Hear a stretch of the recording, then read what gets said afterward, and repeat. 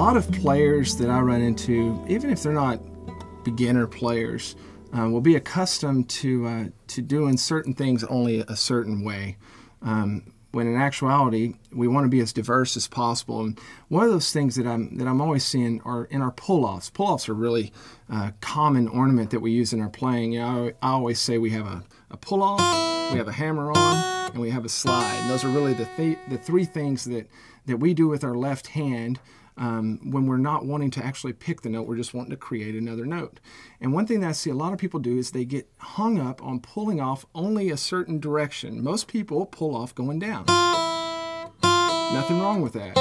We need to know how to pull off going down. But when you're getting into some faster playing and you want to make your playing more smooth, it really makes sense to practice our pull-offs going up, especially if we're playing some descending things on the guitar.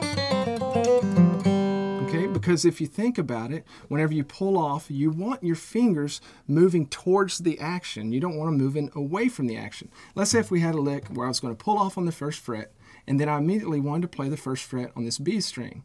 If I was going to pull off going down, it looked like this. Now, what did my hand do? My hand did a lot, actually, of extra work and travel. I pull it down. Now I'm going to have to travel back up to land on that first fret. When, if you got used to pulling off going up, look how much less work and movement's involved. Very, very little movement. Same thing with our middle finger. Versus, now that may not seem like a big deal to you, but when you're going 150, 160 beats per minute and you're trying to burn a solo down, every little bit of this, what I call just economy of motion, is really going to pay off both in your cleanliness and in your speed. One exercise I like to try to practice that with is just, let's pull off with our first finger and land on it. Then immediately pull off with our second finger and land on it. Pull off with our third finger, land on it, and pull off with our pinky. We can't ignore our pinky. And land there. That's actually kind of a cool D-lick.